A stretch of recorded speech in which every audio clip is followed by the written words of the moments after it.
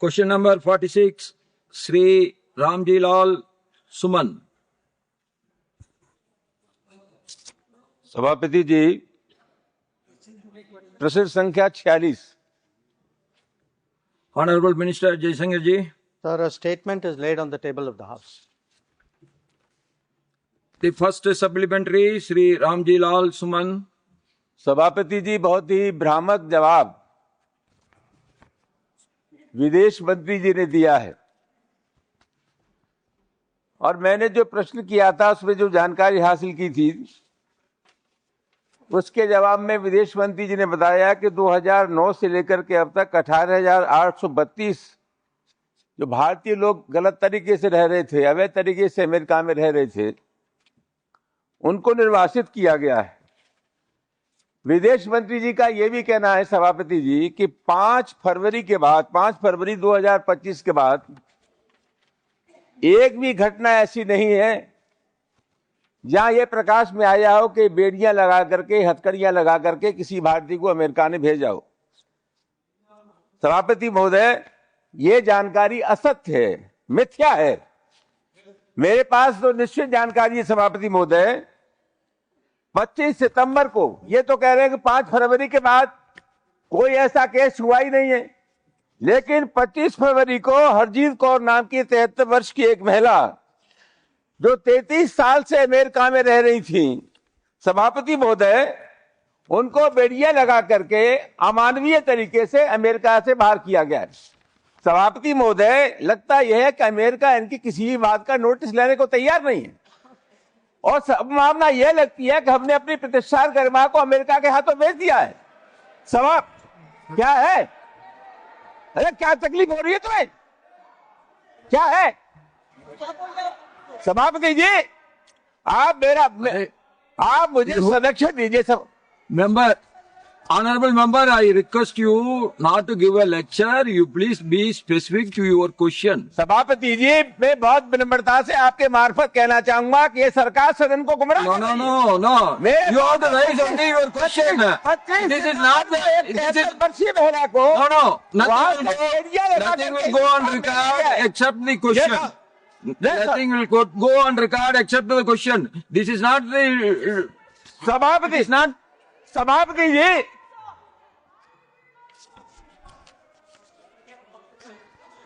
yes. Sir, नहीं मेरे आप दीजिए। अरे मुझे सवाल करके दीजिए ना। Please sit down. सवाल तो सुन। नहीं। सुन लीजिए। आप प्लीज बैठिए। अरे हमारा सवाल तो सुन लीजिए सभापति। Honorable member has referred to a case pertaining to Srimati Harjeet Kaur, who was deported from the United States. Now, in her case, sir, her own lawyer has stated on record, I quote, "Thankfully, they did not cuff her. One officer was going to do it, but there was another officer who said, don't do it because of her age." I also would like to inform the member through you, sir, that whenever any flight with deportees come, whether it is a chartered flight or whether it is a commercial flight, the deportees are invariably interviewed by officials of the Government of India. In this particular case, our immigration officials confirmed that in this case she was not cuffed. So we have seen the reports pertaining to this, but I would also like, sir, to inform the member of something else. While Srimati Harjeet Kaur was not handcuffed, she was maltreated. She was maltreated in detention before she was put on the flight. So on the 26th of September, we have officially, through a note verbal, taken up her treatment, her maltreatment with the American Embassy. We have made clear our very strong concern about the manner of her treatment and asked the embassy and the American authorities to look into this matter. So again, I would like to say, sir, my answer is absolutely accurate. I know perhaps the honorable member, out of concern, having read press reports, is raising a matter We have gone into that matter. We have clarified the matter. We have launched our concern. We have indicated our concern to the American embassy. So I hope he will rest assured with that. Second supplementary, Sri Ramji Lal Suman. सभापति जी, मैं जानना ये चाहता हूं, Be specific about your supplementary. सभापति जी आपका संरक्षण हर वक्त आप सरकार को बचाते रहते, हमारी बात भी सुन लिया करिए। सभा No, I am requesting you to be specific to बोलो your सर, question, बोलो। nothing else. सभापति जी मैं सरकार से ये जानना चाहता हूं कि गैर कानूनी तरीके से हमारे देश से जो लोग अमेरिका जाते हैं या भेजे जाते हैं, कौन सी ऐसी संस्था या एजेंसी हैं, इसके बारे में सरकार को निश्चित जानकारी है और कैसे इन संस्थाओं को चिन्हित करके अब तक सरकार ने उनके खिलाफ क्या प्रभावी कार्रवाई की?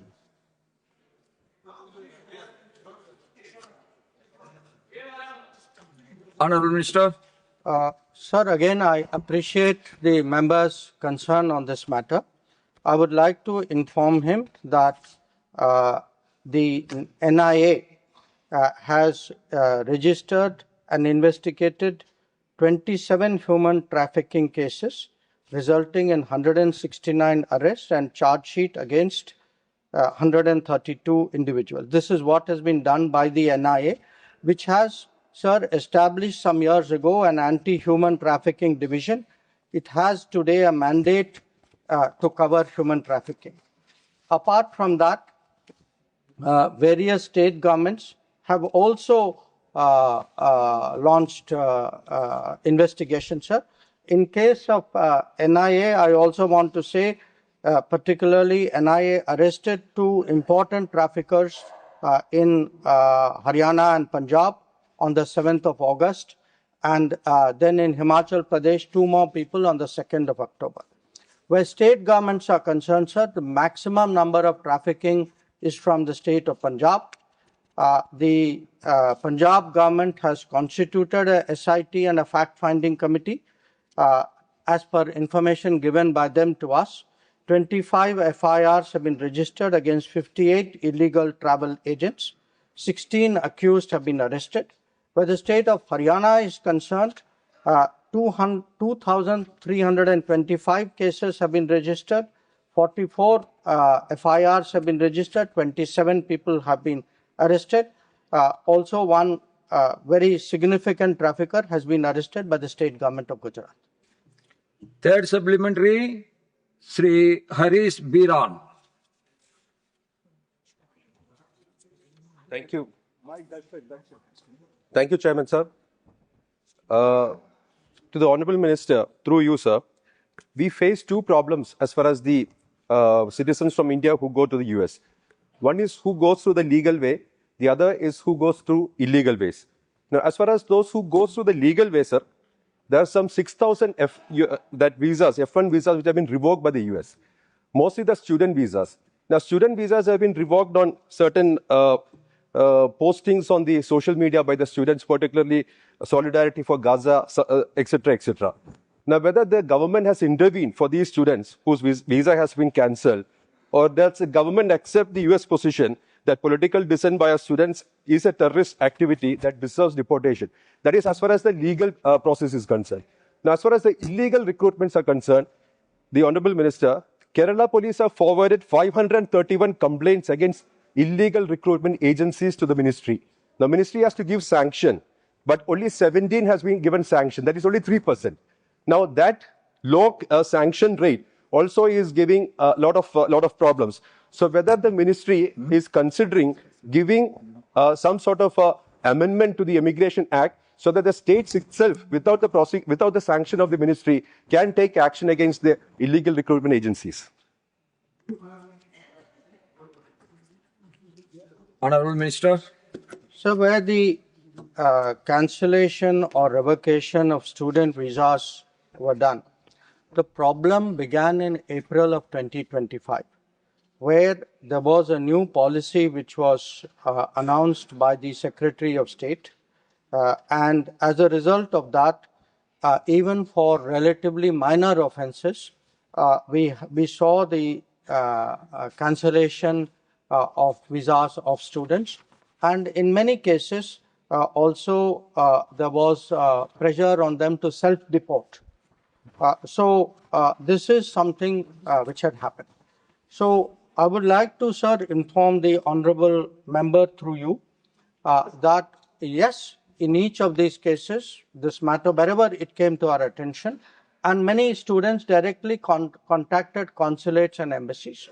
The consulates and embassy intervened where possible, and we have tried to get the American system to understand that minor offenses should not be a reason for such action.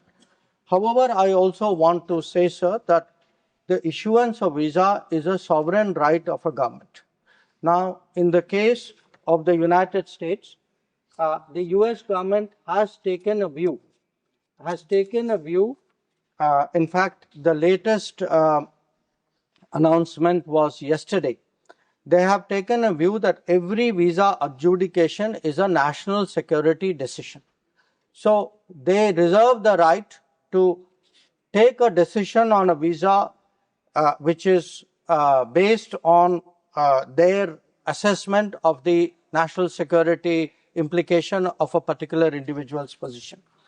Furthermore, they have also very publicly said that where student visas are concerned, they would ask all applicants to adjust their social media settings from privacy settings to public settings so that they do scrutinize the social media postings of people who have visas potentially or actually in the United States. That is a position that they have publicly taken. With regard to the sanction from Kerala state government, sir, I don't have the exact figures. What I do know is that where we have requests from state governments for sanctioning prosecution, we obviously take a very sort of proactive and strong view on this. I will look at the particular details which the honorable member has flagged, sir, and I will inform him of what we intend to do. Thank you. Srimati Rajati. Honorable Chairman, sir, வணக்கம். வெளிநாடுகளிலிருந்து இங்கே அனுப்பப்படக்கூடிய நம்முடைய குடிமக்கள் மிக மோசமாக கை விலங்குகளோடு அனுப்பப்படுவதை நாம் தொடர்ந்து பார்த்து கொண்டிருக்கிறோம்.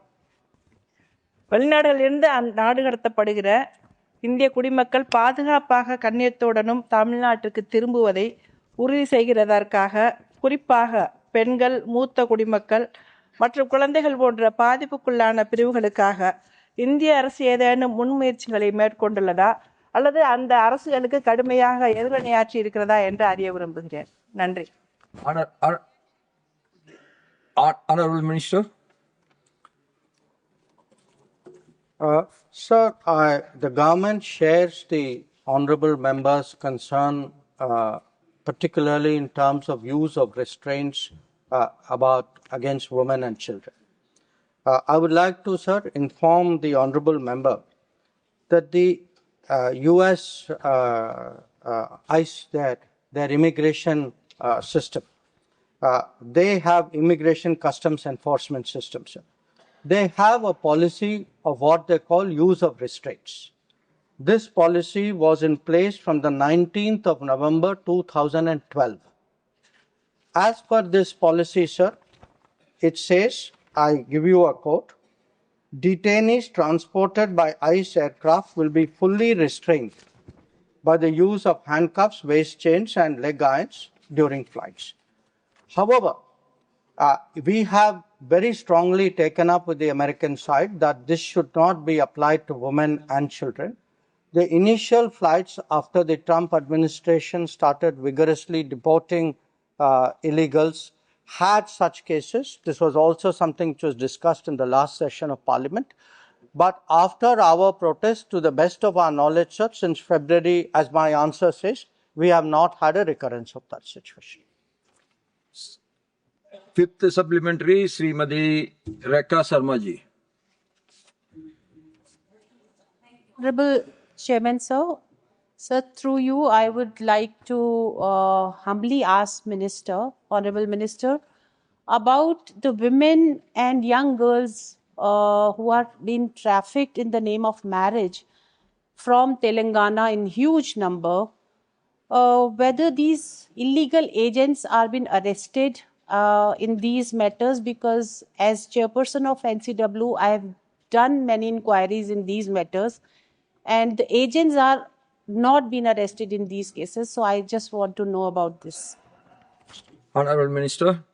So, since the specific question which the honorable member has raised does not pertain to the US account, I don't have the numbers readily with me, but I can tell her that wherever cases have come to our attention of trafficking, and mostly this happens in respect of the Gulf, wherever cases have come to our attention, the embassy has intervened. We have taken action against those involved. We have written to states concerned, and I know that in the case of Telangana particularly we have done so. But exactly what has been the follow-up action in terms of registering cases, what has been the prosecution thereafter, I will have to get my figures, sir, and share it with the honorable member. Thank you. Question number 47, Sri Sanjay Seth ji. Question number 47. Honorable Minister, Sri Arjun Ram Meghwal ji. Sir उत्तर सभा पटल पर रख दिया गया है. Thank you. Now, first supplementary, Sri Sanjay Seth ji. जी, माननीय प्रधानमंत्री जी के नेतृत्व में स्वास्थ्य सेवाओं में जो सुधार हुआ है, उससे भारत के नागरिकों की आयु सीमा में औसत सीमा बढ़ गई है. दूसरे देशों में जिसमें यूएसए है, उसमें सुप्रीम कोर्ट के जजेस की आजीवन सेवा देते हैं. ब्रिटेन, कनाडा, बेल्जियम, ऑस्ट्रेलिया आदि देशों में 70 वर्ष तक आयु सीमा की गई है. हमारे यहाँ डिस्ट्रिक्ट कोर्ट में 60 साल, हाई कोर्ट में 62 वर्ष और सुप्रीम कोर्ट में जजेस की आयु सीमा 65 वर्ष है. मैं माननीय मंत्री जी से ये जानना चाहता हूं कि क्या सरकार जुडिशियल पेंडेंसी को देखते हुए इन जजेस की आयु सीमा को बढ़ाने पे कोई विचार कर रही है?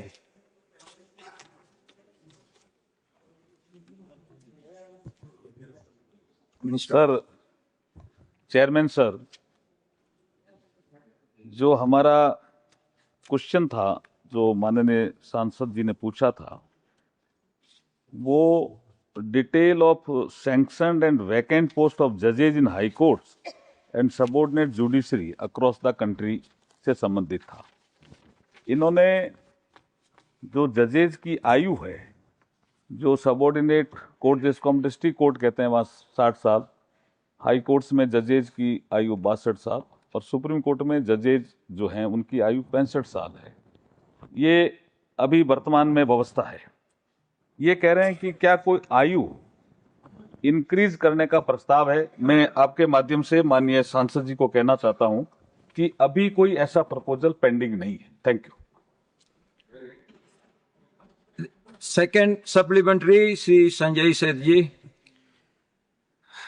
हमारी सरकार ने हर क्षेत्र के विकास करने में कार्य किया है.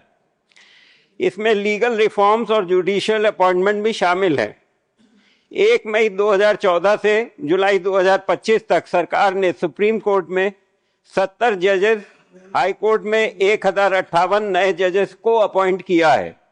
परंतु इसके बाद भी करोड़ों केस पेंडिंग हैं. मैं माननीय मंत्री जी से ये पूछना चाहता हूं कि क्या कोई ऐसा मैकेनिज्म बनाया जा सकता है जिसमें हर जज की एक टारगेट सीमा निश्चित की जाए, जिससे प्रत्येक जज को नियुक्ति के बाद एक निश्चित संख्या में केस निपटाने के लिए करने होंगे और इससे एक आम जनता को निश्चित समय में न्याय मिलने की प्रक्रिया हो सकेगी. Now, Honorable Minister. Thank you chairman sir. जैसे माननीय सांसद जी ने कहा कि हमने इंफ्रास्ट्रक्चर के माध्यम से 2014 के बाद बहुत से सुधार किए हैं जुडिशरी में। जैसे ई कोर्ट फेज फर्स्ट, उसमें इंफ्रास्ट्रक्चर के क्षेत्र में हमने सुधार किया, लोकल एरिया नेटवर्क जिसको हमने लैन बोलते हैं। फिर हमने ई कोर्ट्स फेज सेकंड में हमने आईसीटी, हार्डवेयर, डिजिटल फाइलिंग, ई सेवा केंद्र जिसको हम वैन बोलते हैं, इसमें हमने सुधार किया, इंफ्रास्ट्रक्चर उपलब्ध कराया डिस्ट्रिक्ट कोर्ट्स में। फिर ई कोर्ट फेज सेकंड में 7,210 करोड़ रुपए नरेंद्र मोदी जी के नेतृत्व में सरकार ने सुप्रीम कोर्ट को उपलब्ध कराए हैं इंफ्रास्ट्रक्चर फैसिलिटी बढ़ाने के लिए। तो इसका मतलब सुविधाएं बढ़ी है और उनको जो जो आवश्यकताएं हैं उनकी पूर्ति सरकार करने के मंशा रखती है। अब जो आपने पूछा है कि केसेस पेंडिंग है उसके लिए क्या कर रहे हैं, तो उसके लिए भी सरकार ने एक नेशनल जुडिशियल डेटा ग्रिड बनाया है।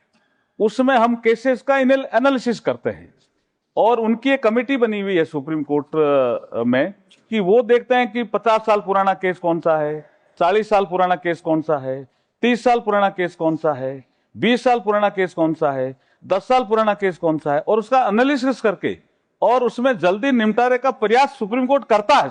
Thank you. Third supplementary, Shri Shakti Singh Gohil ji. Thank you chairman sir.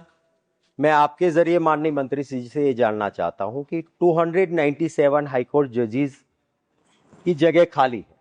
Gujarat में 16 जजेस की जगह खाली है। नाउ क्रिमिनल ज्यूरिस्पोंडेंस का ये सिद्धांत है कि प्री ट्रायल जिसको भी अरेस्ट किया है उसको bail is the rule not the jail. उसकी बेल की मैटर दिनों तक नहीं चलती है, हफ्तों तक नहीं चलती है, बेल की मैटर नहीं चलती है। आप समझिए न्याय कहां से मिलेगा। तो ये जो जजेस की जगह खाली है, आपके पास क्वालिफाइड लॉयर्स एट बार भी है, आप डिपार्टमेंटल प्रमोशन के लिए भी लोग हैं। ये होते हुए भी देश में 297 और गुजरात में 16 जगह खाली है, सैंक्शन उस जगह खाली है, तो ये जगह आप कब तक भरना चाहते हो? माननीय सांसद जी ने जो प्रश्न किया है वो मूलतः गुजरात से संबंधित है, तो मैं टोटल एक पिक्चर देना चाहता हूं। हाईकोर्ट में जितने भी हमारे जजेस के पद हैं वो 1122 1122 पद हैं, सैंक्शन स्ट्रेंथ है। तो वर्किंग स्ट्रेंथ हमारी 825 है और जो वैकेंट पोस्ट हैं वो 297 है। अब आपको मैं कहना चाहता हूं कि जो 297 में जो वैकेंट पोस्ट है उसमें 97 जो केसेज हैं वो प्रोसेस में है। 200 जजों के केस ऐसे हैं जिनमें हाईकोर्ट कॉलेजियम से हमें प्रस्ताव आने हैं। तो अब हाईकोर्ट कॉलेजियम से प्रस्ताव आएंगे तो सरकार निश्चित रूप से कार्रवाई करेगी जजेस के भरने की।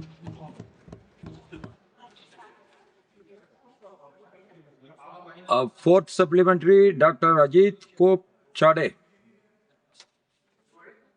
सभापति महोदय, मैं आपके माध्यम से माननीय विधि और न्याय मंत्री जी को ये पूछना चाहता हूं कि हमारे हिंदुस्तान के गरीब किसान, मजदूर, माता बहनें न्यायपालिका का चक्कर लगाते हुए न्याय मिलने के लिए न्यायालय के द्वार पर आशा लगाए बैठते हैं। मैं माननीय मंत्री जी को ये पूछना चाहता हूं, क्या हम भविष्य में गरीब समाज को न्याय दिलाने के लिए लोक अदालतों की संख्या एवं तालुका स्तर पर न्याय दरबार की संख्या बढ़ाने का हमारा कोई विचार है, या तथा भविष्य में इन गरीबों के लिए निशुल्क बिना कोर्ट फीस लिए बिना गरीब जनता को न्याय दिलाने पर हमारे सरकार के माध्यम से कोई प्रयास हम मंत्रालय के माध्यम से इस गरीब जनता के लिए कर रहे हैं क्या? चेयरमैन सर, हमारे संविधान के आर्टिकल 39A में legal aid to the poor का प्रावधान किया हुआ है। उसके तहत टेली लॉ, न्याय बंधु, लोक अदालत भी उसका पार्ट है। ई सेवा केंद्र के माध्यम से भी हम लीगल फ्री सर्विस जो है वो देते हैं गरीब आदमियों को। और उसके अलावा भी हमारा एक नालसा करके एक इंस्टीट्यूट है जो नेशनल लेवल पे भी है, स्टेट लेवल पे भी है, डिस्ट्रिक्ट लेवल पे भी है, तालुका लेवल पे भी है, और जिसको भी जरूरत है उसको हम फ्री लीगल एड देते हैं sir. Thank you. The fifth supplementary, Kumari Swati Maliwal. Thank you chairman sir. Sir, हमारे देश में हर घंटे 51 महिलाओं के साथ अपराध होता है। Sir, as chairperson of the Delhi commission for women, मैंने 8 महीने की बच्ची से लेके 90 साल की महिला के साथ सेक्सुअल असॉल्ट के केसेस हैंडल करे हैं। सर, हमारे देश में न्याय पाना इतनी लंबी और इतनी जटिल प्रक्रिया है कि उससे लड़कियों की हिम्मत हार जाती हैं वो। सर, मैं माननीय मंत्री जी से जानना चाहती हूं कि जो देश भर के हाई कोर्ट्स में 63 लाख केसेस पेंडिंग है, उनको रिजॉल्व करने के लिए क्या आधुनिक मेजर्स, क्या स्टेप्स उठाए जा रहे हैं, और ये जितनी वैकेंसीज हैं और पूरे देश में वैकेंसीज हैं जजेस की, उनको भरने के लिए क्या कदम उठाए जा रहे हैं? Thank you sir. Honourable minister. Thank you chairman sir. जो माननीय सांसद जी ने जो विषय उठाया है वो सीधा इससे प्रश्न से संबंधित नहीं है, फिर भी मैं कहना चाहता हूं कि सेंट्रल स्पॉन्सर्ड स्कीम के तहत ही फास्ट ट्रैक स्पेशल कोर्ट्स की योजना चलाई जा रही है, जिसमें एक्सक्लूसिव पॉक्सो कोर्ट्स स्थापित किए जा रहे हैं। और हमारे वर्तमान में 29 राज्यों और केंद्र शासित प्रदेशों में 400 ई पॉक्सो कोर्ट्स के साथ 773 फास्ट ट्रैक कोर्ट्स भी कार्यरत है। वो जो इन्होंने जो चिंता प्रकट की है वो चिंता वाजिब है, लेकिन हम इसको उचित प्लेटफॉर्म पे इस विषय को रखेंगे। Thank you sir. Question number 48 Shri C V Shanmugam जी।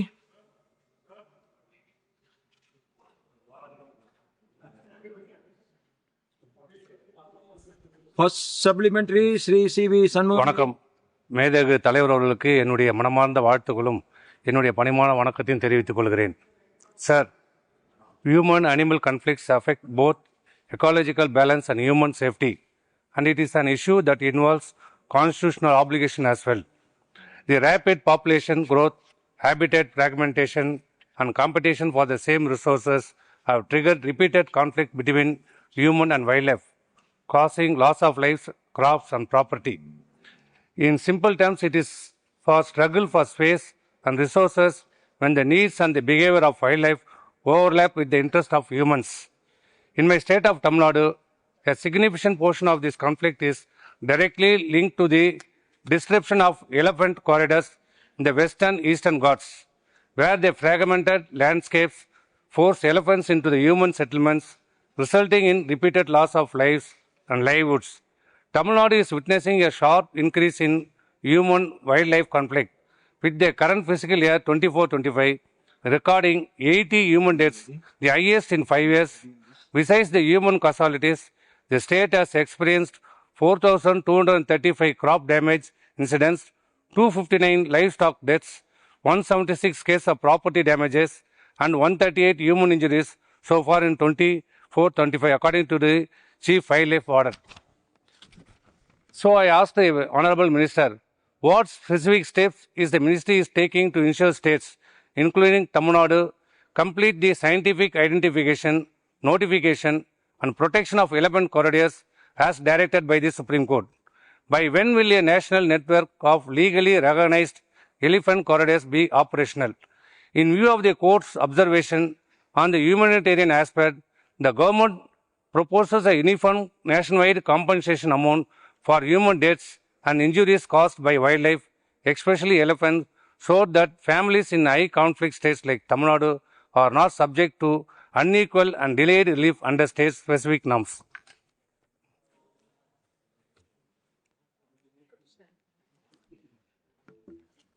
माननीय सभापति महोदय, माननीय सदस्य ने एक बहुत ही महत्वपूर्ण प्रश्न उठाया है। ये प्रश्न केवल मनुष्य और वन्यजीव संघर्ष का नहीं है, बल्कि ये मनुष्य और वन्यजीव के सह अस्तित्व का भी है। इस पृथ्वी पर केवल हम लोग वन्य जीवों की सुरक्षा और संरक्षण के लिए कार्य करते हैं, तो उनका सह अस्तित्व भी आवश्यक है। ये जो संघर्ष की बढ़ती हुई परिस्थिति है, ये जनसंख्या का असंतुलन, विकास, वाइल्ड लाइफ हैबिटेट में दखल और उसके कारण ये संघर्ष ज्यादा बढ़ रहा है। इसके लिए हम लगातार वाइल्ड लाइफ कंजर्वेशन के लिए बेहतर प्रयास, उसमें जो ओवरलैपिंग है उसको कम करने का, और जो माननीय सदस्य ने भी चिंता जाहिर करी है, टकराव के जो कारण हैं उनको चिन्हित करके उनको समाधान करने का कार्य हम कर रहे हैं। हम वन्य क्षेत्र के जो रिसोर्सेज हैं उनके इम्प्रूवमेंट के लिए कार्य कर रहे हैं। उसके साथ ही साथ जो शेड्यूल 1 के स्पीशीज हैं, जिसमें टाइगर, लेपर्ड, हाथी, भालू, ब्लैक बक, क्रोकोडाइल, इंडियन गोर और सांप आदि हैं, उनके भी कंजर्वेशन के लिए प्रोग्राम चला रहे हैं और लोगों को जो वन्य क्षेत्र के आसपास रहते हैं उनके साथ सह अस्तित्व रहे उसके लिए कंजर्वेशन प्रोग्राम भी चलाते हैं। माननीय सदस्य ने सही कहा है कि हाथियों के कारण काफी संघर्ष है, जिसमें लगभग औसतन 500 व्यक्तियों की भी जान जाती है, पर हम ये भी जानते हैं कि एक्सीडेंट और बाकी कारणों से हाथी भी बड़ी संख्या में मारे जा रहे हैं। एक जो बड़ा विषय है जो जंगल के बाहर भी है, वो सांप के काटने के कारण मृत्यु है, और ये तो पूरे देश भर में जो सबसे ज्यादा जो जान जाती है वो सांप काटने के कारण है। दूसरा जो किसानों को नुकसान है वो जो हमारे शेड्यूल 2 की स्पीशीज है, जिसके अंतर्गत मुख्यतः जंगली सुअर और नीलगाय है, जिसके कारण जो खेत किसानों के जंगल के आसपास हैं उनकी फसलों को नुकसान पहुंचता है और इंसानों को चोट भी लगती है।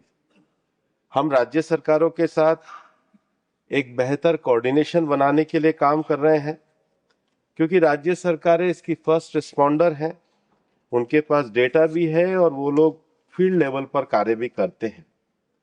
उसके साथ ही साथ मंत्रालय के जो संगठन है, ऑर्गेनाइजेशन है, जिसमें wild life institute of India है, उसके साथ कुछ सिविल सोसाइटी जो स्टेक होल्डर्स हैं, उनके लिए उनके साथ एक बेहतर स्ट्रेटेजी बनाते हुए हमने 2021 में और उसके बाद 2023 में एक डिटेल गाइडलाइन भी जारी करी है। इस गाइडलाइन के अंतर्गत हमने हॉटस्पॉट की पहचान करी है, जहां पर हम राज्य के वन अधिकारियों के साथ मिलकर के ज्यादा तीव्रता से कार्य कर रहे हैं। हमने राज्यों में जहां पर ज्यादा संघर्ष प्रभावी हो रहे हैं वहां पर रैपिड रिस्पांस टीम बनाने की बात करी है, एसओपी के प्रति लोगों को जागरूक किया है। उसके साथ ही ये जो एक्सीडेंट है उसमें एक्स ग्रेशिया पेमेंट को भी सुनिश्चित किया है। इस एक्स ग्रेशिया पेमेंट में हमने जो कोई या मृत्यु या जहां पर बहुत ज्यादा अपाहिज किया गया है वहां पर 10 लाख रुपए की राशि, जो स्कीम में पहले 5 लाख थी, उसको बढ़ा करके किया है। इसके साथ ही साथ जो वाइल्ड लाइफ एक्ट है उसके सेक्शन 11 में हमने खतरनाक हो चुके जो वाइल्ड लाइफ के जो जानवर हैं उसकी पावर जो है वो चीफ वाइल्ड लाइफ वार्डन को दी है। देश में जो प्रोटेक्टेड एरिया नेटवर्क है उसको सुरक्षित रखने के लिए नेशनल पार्क, सेंचुरी, कंजर्वेशन और कम्युनिटी रिजर्व, इसकी संख्या में भी हम लगातार वृद्धि कर रहे हैं। लंबा हो रहा है तो फिर अगले सप्लीमेंट्री में दे देंगे। Thank you sir. Second supplementary through CV Shanmugam. Sir, the Honorable Minister has mentioned guidelines and advisories, but the scale and severity of conflict necessitate a robust, enforceable national framework. The Honorable Supreme Court, in its order dated 17/11/25, issued sweeping direction including all states must actively consider classifying human-wildlife conflict as a national disaster. Ex gratia of 10 lakhs for every human death caused due to wildlife attack. NTCA to frame model guidelines on human-wildlife conflict within 6 months, and states must adopt them within 6 months thereafter. Compensation must be swift and accessible, covering human death, injury, crop and cattle loss. Mandatory close coordination between forest, revenue, police, disaster management and local bodies. In this, I want to ask, what is the present status of NTCA's model guidelines on human-wildlife conflict. By when does the ministry intend to make their adoption mandatory for all states, including Tamil Nadu? Will the ministry consider issuing a time-bound national action plan, making it compulsory for all states to establish district-level conflict management units, deploy real-time rapid response time teams, integrate forest, revenue, police, disaster management departments under a standard operating procedure, and ensure uniform prompt compensation so that the recurring elephant-related conflicts in Tamil Nadu districts like Coimbatore, the Nilagiri, Erode, and Hosur are handled in coordinated and accountable manner. Vanakkam, Nandri. Honorable Minister. माननीय सभापति महोदय, माननीय सदस्य को ये जानकर के हर्ष होगा कि कोयम्बटूर में जो हमारा साइकॉन का सेंटर है उसको हमने मैन एनिमल कॉन्फ्लिक्ट के लिए एक सेंटर फॉर एक्सीलेंस बनाने का फैसला किया है, ताकि देश भर में अलग अलग जगहों पे जो ये संघर्ष चलते हैं उसके लिए एक कोई अच्छे तरीके से उसकी स्टडी की जा सके, और कोयम्बटूर के उस सेंटर को हमने प्रारंभ भी किया है। दूसरा, मैं ये कहना चाहूंगा कि एनटीसीए ने देश भर में 32 टाइगर कॉरिडोर्स की पहचान करी है और 2023 में हमने 150 एलिफेंट कॉरिडोर की भी पहचान करी है। हाथियों का विशेष रूप से जो मूवमेंट है वो अंतर राज्य रहता है, और ये जो हमारा कर्नाटक, तमिलनाडु और केरल का ये जो मिला जुला एरिया है जो बांदीपुर से शुरू होकर वायनाड और मधुमलाई तक जाता है, इस प्रकार के जो क्षेत्र है, या बंगाल में हमारे मेदिनीपुर से होकर के और उड़ीसा तक जो हाथी का मूवमेंट रहता है उसमें झारखंड का भी क्षेत्र सम्मिलित है। उन सारे कॉरिडोर्स के मानक को बढ़ाने के लिए हम काम कर रहे हैं। हम सुप्रीम कोर्ट के निर्देश और उसके पश्चात भी वाइल्ड लाइफ हैबिटेट के development, project tiger, project elephant की CSS योजना के तहत राज्यों को वित्तीय मदद मुहैया करा रहे हैं। विशेष रूप से हाथियों के मूवमेंट के लिए हम early warning system, solar fencing, bio fencing और कुछ जगहों पे हम लोग बाउंड्री वॉल के लिए भी फंड उपलब्ध करा रहे हैं। रेस्पॉन्स टीम के मदद और उनके मुआवजे के लिए कार्य कर रहे हैं। हम जानते हैं कि इसके लिए टेक्नोलॉजी का इस्तेमाल, radio collar, digital sensor wall और सर्वेलेंस लगाने का कार्य कर रहे हैं। मैं पिछले दिनों वायनाड भी गया था, तो मैंने वहां के जिला अधिकारी को ये निर्देश किया था कि जिला अधिकारी, फॉरेस्ट ऑफिसर दोनों मिलकर के और IPS अफसर जो SP हैं, तीनों मिलकर अपना एक व्हाट्सएप ग्रुप बनाएं, ताकि फॉरेस्ट डिपार्टमेंट के पास जो इंफॉर्मेशन होती है मूवमेंट की, वो मूवमेंट की इंफॉर्मेशन को शेयर कर सके। हम ये जानते हैं कि ये मानव और जो जानवर का संघर्ष एक सामाजिक विकास और संरक्षण की चुनौती है, और इसलिए सरकार का लक्ष्य है कि वन्य जीव विरासत की रक्षा करते हुए समुदायों की सुरक्षा भी निश्चित करे, ताकि सब साथ रहकर विज्ञान आधारित तरीकों से समुदायों की भागीदारी से इससे अस्तित्व को बनाए रख सके। The third supplementary, Ashok Chavan ji. महोदय, धन्यवाद आपका। मैं माननीय मंत्री जी से जो उन्होंने जवाब दिया, बहुत ही अच्छा जवाब दिया है कि ह्यूमन बीइंग और वाइल्ड एनिमल का जो कॉन्फ्लिक्ट है वो रोकने के लिए कई सुझाव और कई लक्ष्यों का उन्होंने जिक्र किया है। मैं खास करके इस विषय पर माननीय मंत्री जी का ध्यान आकर्षित करना चाहूँगा कि किसानों की समस्या कुछ और है कि बहुत बार रात को जाना पड़ता है खेतों में पानी देने के लिए। हमारे प्रयास हो रहे हैं, चर्चाएं हो रही है, प्रिवेंटिव मेजर्स, कॉम्पेंसेशन वगैरह, ठीक है, पर जान जाने से बेटर है कि प्रिवेंटिव मेजर्स के बारे में कुछ सोचा जाए। कि जैसे भी आपने यहाँ पर जिक्र किया, हर स्टेट में समस्याएं हैं कि बिजली का समय का जो बिजली दी जाती है वो कभी कभी रात को दी जाती है, दिन में बिजली मिलती नहीं, और खेतों में रात को बिजली देने की नौबत आती है, तो किसान को रात को वहाँ पर जाना पड़ता है अपनी खेती को पानी देने के लिए, पंप ऑपरेट करने के लिए। तो मेरा ये सुझाव है, बल्कि इसके बारे में अगर केंद्रीय मंत्री और महाराष्ट्र और हर स्टेट से अगर समन्वय करके बात की जाएगी तो रात का जो वक्त है उस वक्त की बिजली के बजाय दिन में बिजली का प्रयास अगर देने का किया जाए तो रात में खेत में जाने की नौबत कम रहेगी और ऐसे इंसिडेंट्स जो हो रहे हैं उसको कम करने के लिए इसका फायदा हो सकता है। ये मेरा सुझाव है नंबर 1। और दूसरी बात है कि हम स्टेट गवर्नमेंट से प्रोटेक्शन, फील्ड्स की प्रोटेक्शन, क्योंकि हम देखते वाइल्ड एनिमल्स जब फील्ड में जाते हैं तो हमारी खेत की जो उपजाऊ है उसको खराब कर देते हैं, वहाँ पर बहुत उसका नुकसान हो जाता है। तो उसकी जो फेंसिंग है या इलेक्ट्रिकल उसकी जो करना पड़ता है उससे काफ़ी उससे नुकसान रोक सकते हैं। तो मंत्री से मैं जानना चाहता हूँ कि इसके बारे में सरकार क्या विचार कर रही है। Honourable minister. माननीय सभापति महोदय, माननीय सदस्य का सुझाव है, उनके पास खुद अपने अच्छे प्रशासनिक अनुभव हैं और जो मुख्यतः विषय है वो राज्य सरकार के साथ संबंधित है। जहाँ तक वन्य क्षेत्रों के सीमांकन का विषय है, इस प्रकार के जो कॉन्फ्लिक्ट के एरिया हैं जहाँ पर मानवीय आबादी नज़दीक है उन क्षेत्रों में हम लोग चिन्हित करते हैं और वाइल्ड लाइफ मैनेजमेंट प्लान के अंतर्गत अगर जरूरत होती है तो सीमांकन का कार्य भी करते हैं।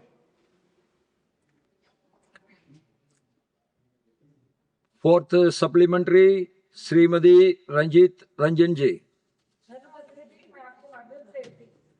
मंत्री साहब से पूछना चाहती हूँ कि हम मानव और वन जीव के संघर्ष की बात तो कर रहे हैं, आप अच्छी तरह से जानते हैं और आपने आंसर में भी दिया है कि चूंकि जनसंख्या और हम लगातार बढ़ते जा रहे हैं, हम उनके घर में जा रहे हैं, वो हमारे घर में नहीं जा रहे हैं। मेरा एक स्पेसिफिक क्वेश्चन है कि हसदेव छत्तीसगढ़ में जो कई लाख पेड़ कट रहे हैं, जो वन जीवों का अधिकार छीन रहा है, तो क्या सरकार ने, एक तो मेरा प्रश्न है कि वहां कौन कौन से जानवर हैं, कितनी संख्या के जानवर हैं, और हम लोगों ने उनका घर छीना है तो क्या उनको कहां बसाएंगे आप? जो अटैक हो रहे हैं तो क्या उसकी सरकार की कोई प्लानिंग है? इस तरह हिमाचल है, उत्तराखंड है, छत्तीसगढ़ है, उड़ीसा है, क्या ये सरकार बताएगी कि विगत 3 वर्षों के दौरान मानव हमलों यानी वन को विकास के नाम पर हम मानव हमलों की बात कर रहे हैं, लेकिन वन जीवों का घर छीनने के कारण कितने वन जीव हताहत हुए हैं, क्या उसका डेटा क्या सरकार रखती है? साथ ही इसके साथ मैं कहूंगी कि हम मानव के क्षति के मुआवजे की बात कर रहे हैं, 10 लाख, 5 लाख, 6 लाख, लेकिन हम उनके घर में घुस रहे हैं। तो क्या जानवर अगर नहीं बचेंगे, फॉरेस्ट नहीं बचेगा, वन नहीं बचेगा, तो हम भी नहीं बचेंगे, तो क्या उनकी क्षति के मुआवजे के बारे में भी सरकार सोच रही है? Thank you so much. माननीय सभापति महोदय, माननीय सदस्य ने बहुत विस्तृत प्रश्न पूछा है, पर समय की मर्यादा को देखते हुए मैं सीमित समय में उत्तर दूंगा।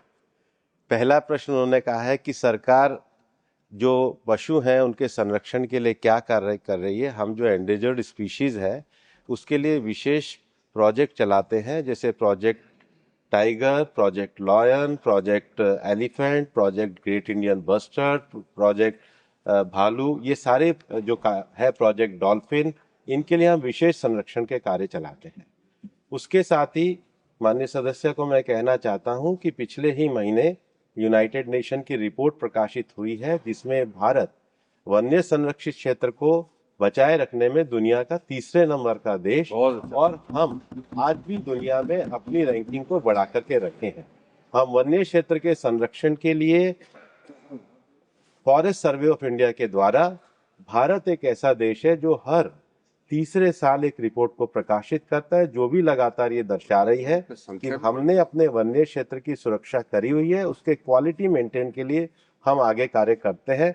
मैं माननीय सदस्य की इस चिंता को जानता हूं कि हमें वन्य क्षेत्रों को उनका संरक्षण करना चाहिए, लेकिन सभी सांसद मिलकर अपने अपने क्षेत्र में इस कार्यवाही को करेंगे तो हमें बड़ी खुशी होगी। Fifth supplementary, Tiruchi Siva. Thank you, Chairman, sir. Sir, the recent reports have shown that the tiger conservation habitats have pushed the leopards out of their natural habitat, thereby forcing them into farmland and creating an atmosphere more ripe for human-wildlife conflict. If it's a fact, whether the ministry is aware of it and what are the steps taken to handle it. जी, माननीय सदस्य ने जो विषय उठाया है ये बहुत सही विषय है।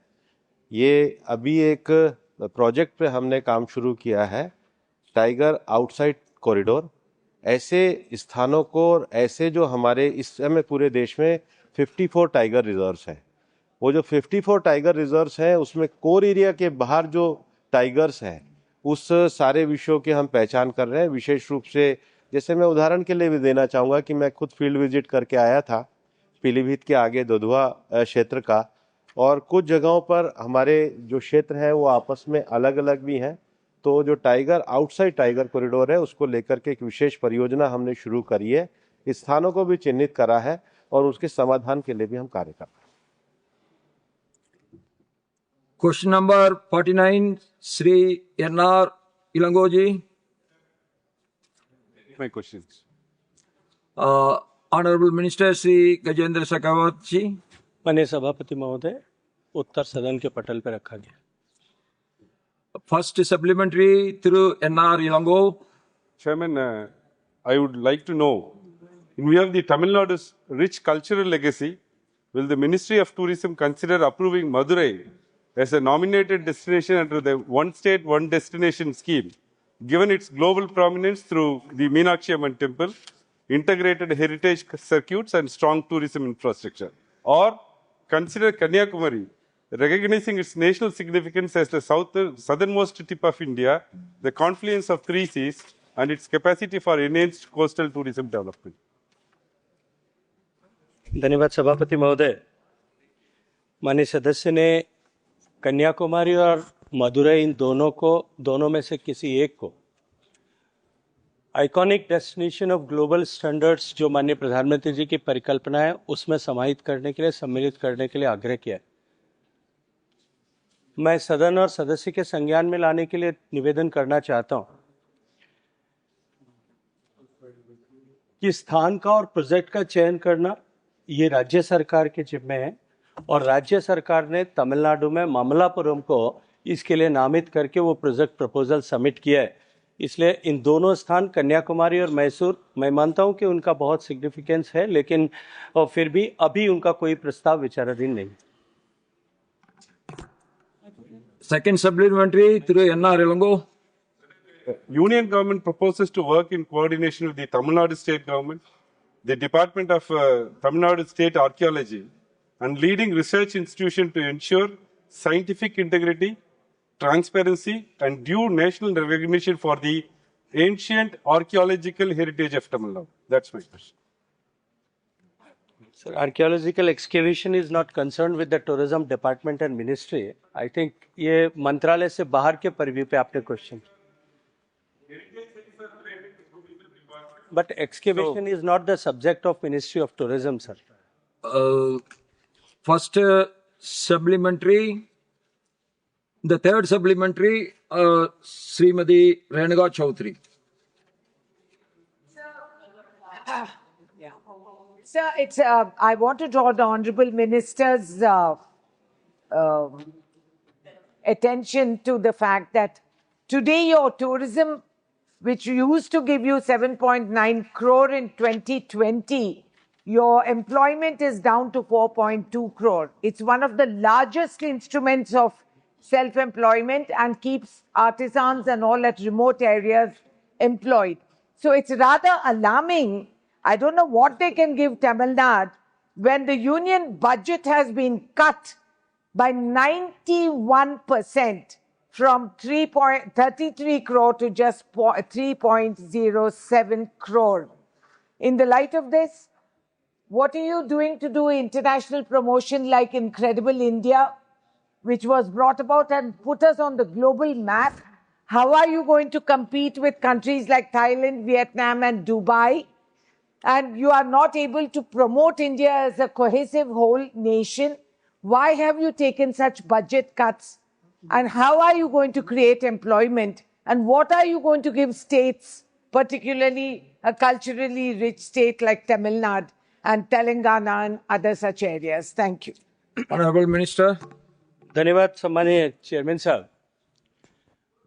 मैं पहले माननीय सदस्य का धन्यवाद करते हुए मैं जो डेटा इन्होंने दिया है कि 7 करोड़ एम्प्लॉयमेंट से घट करके वो एम्प्लॉयमेंट कम हो गया है, डेटा का उनका सोर्स क्या है मैं नहीं जानता, लेकिन मैं इतना निवेदन करना चाहता हूं कि 2019 के बाद 2020 में जब कोविड की आपदा आई उसके कारण से जो टूरिज्म का क्षेत्र का जो नुकसान हुआ, ग्लोबली नुकसान हुआ, लेकिन उसके बाद में जिन देशों ने पूरी दुनिया में टूरिज्म में सबसे बेहतर रिकवरी की है, भारत उसमें से एक है। और इसके अतिरिक्त ऐसे देश जिन्होंने 2019 के बेंचमार्क को वापस छुआ है, उनमें से भी भारत एक है। पिछले एक साल में भारत में 2 करोड़ से ज्यादा विदेशी सैलानी भारत में आए और उसके कारण से भारत को देश को 2,30,000 करोड़ रुपए का लगभग 33 बिलियन US डॉलर्स का विदेशी मुद्रा अर्जित हुई है। इसके अतिरिक्त भी आपने 3 देशों का नाम लेकर के थाईलैंड के कंपटीशन की बात कही, वियतनाम के कंपटीशन की बात कही, दुबई के कंपटीशन की बात कही।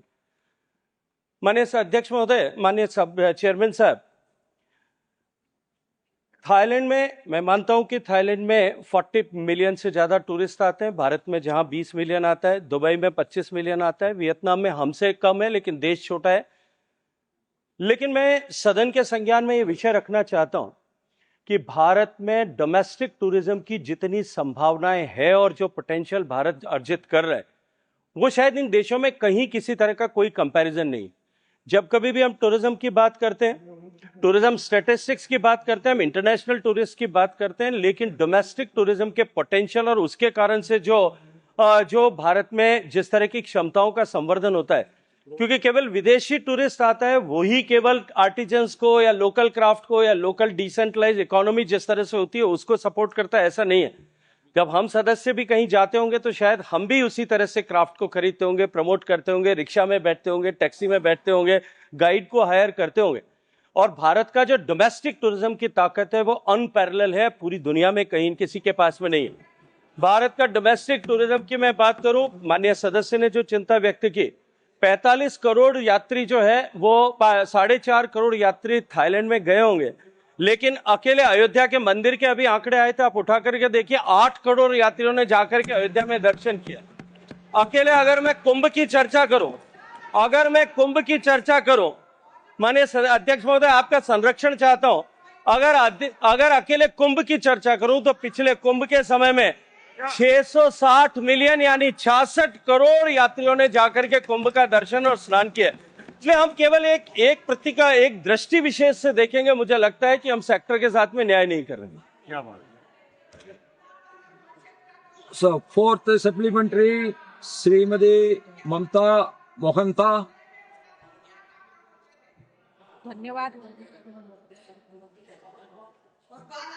धन्यवाद चेयरमैन सर।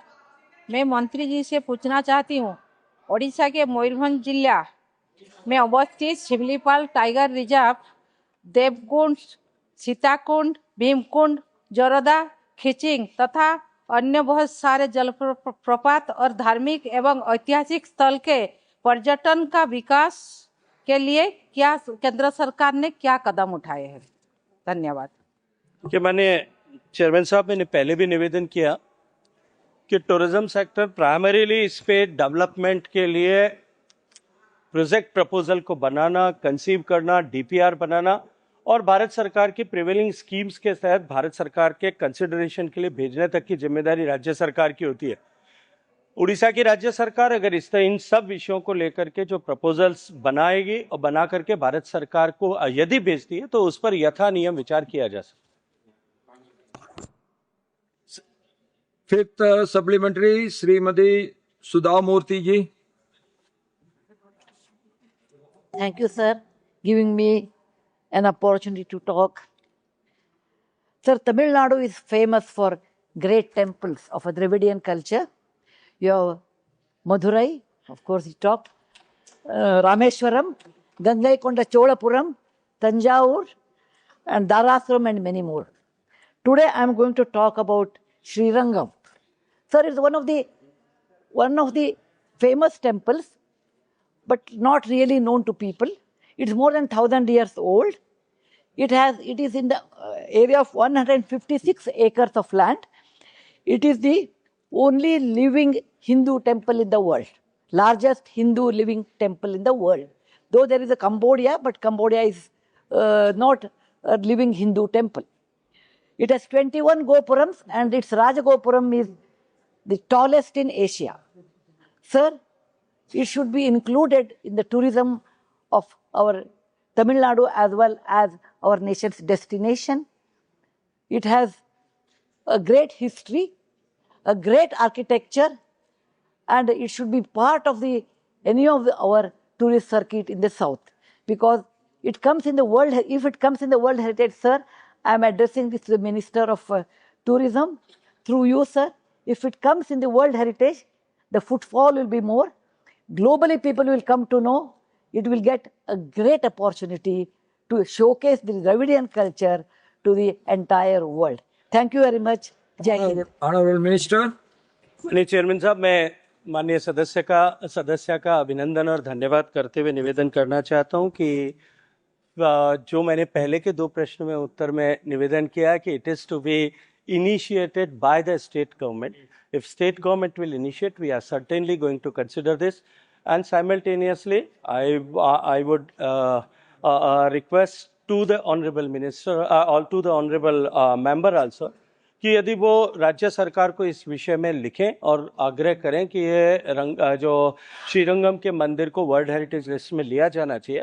हालांकि वो पर्यटन के क्षेत्र नहीं है, लेकिन क्योंकि मेरे पास में उस मंत्रालय की भी जिम्मेदारी है, संस्कृति मंत्रालय की भी, यदि राज्य सरकार उस पर डोजियर बना करके भेजती है तो उसको टेंटेटिव लिस्ट में रखे जाने के लिए जो है भारत सरकार निश्चित रूप से काम कर सकती है।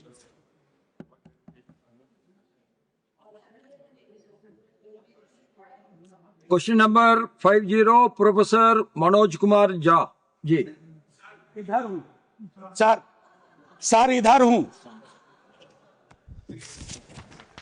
Question number 50। हाँ, ऑनरेबल मिनिस्टर। सर, उत्तर सभा पटल पे रखा गया है।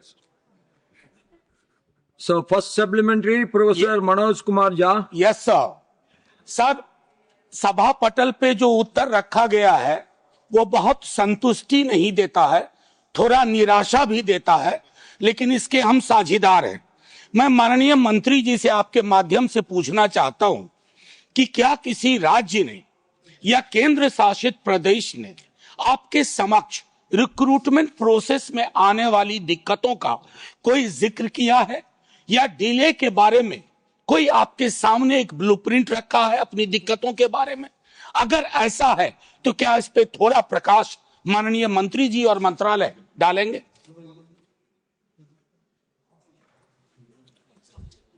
Thank you chairman sir.